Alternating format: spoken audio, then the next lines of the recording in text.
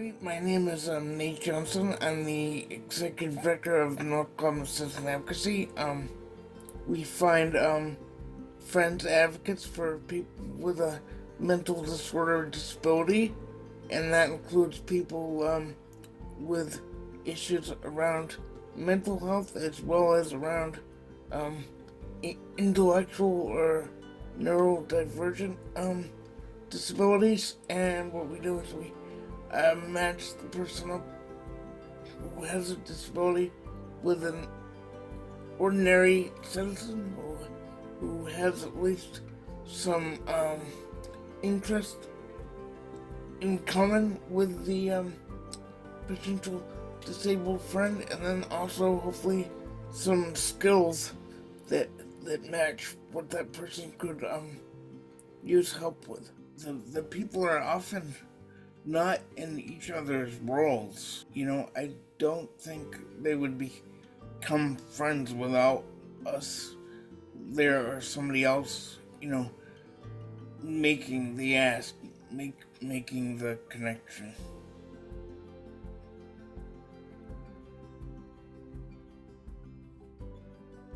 That our work is critical because unfortunately people with disabilities are still often left on the sidelines of society and the sidelines of activities.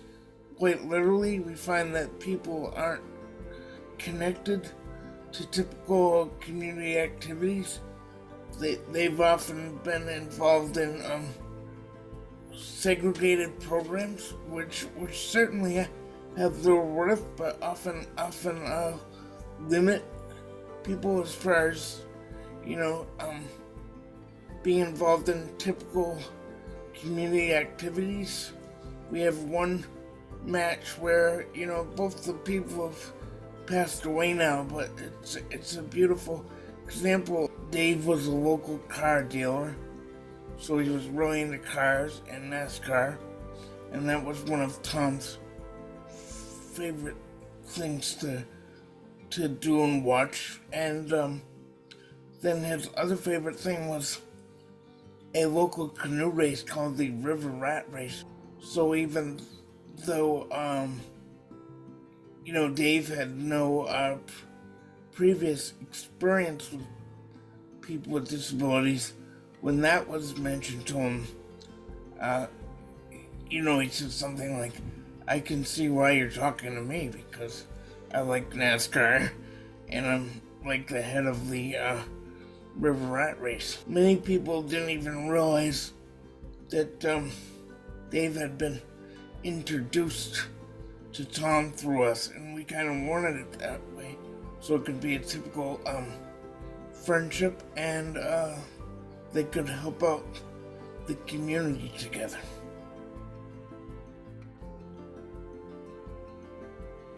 Like, people just automatically assume if they don't have a degree that they couldn't be friends with somebody. And we're trying to highlight the reality that anybody can be a friend, and using common sense and your community connections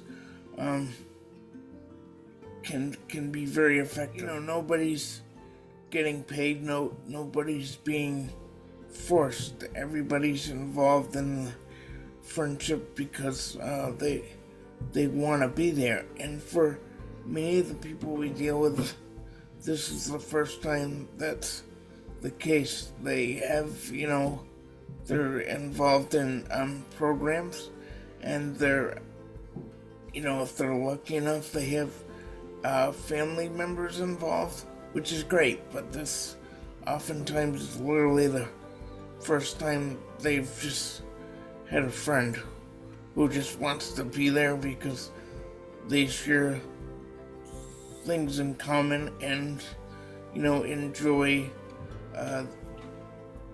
each other as people.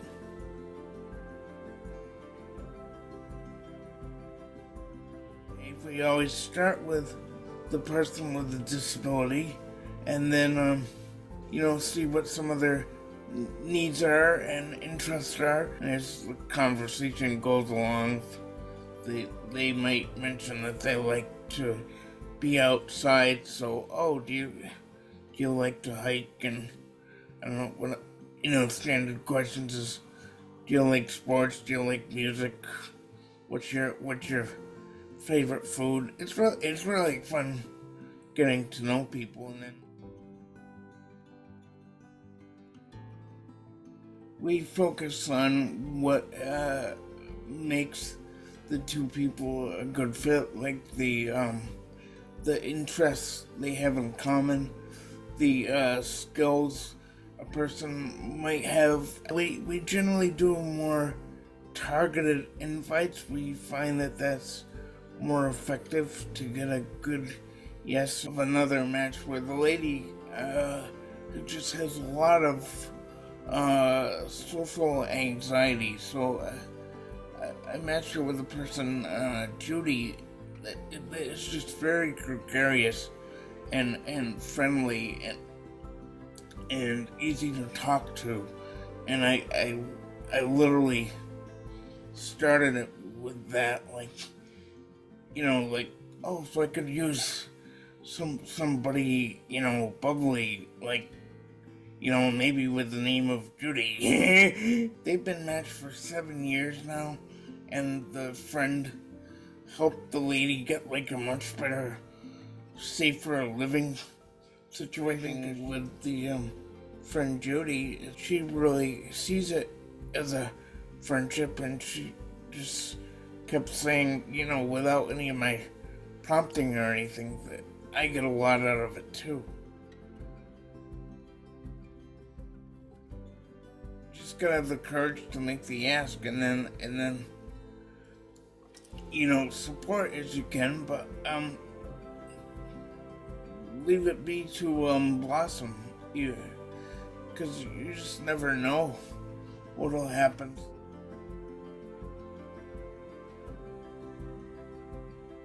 A big challenge for me, even still after all these years of doing it, is just to work up the courage to ask somebody.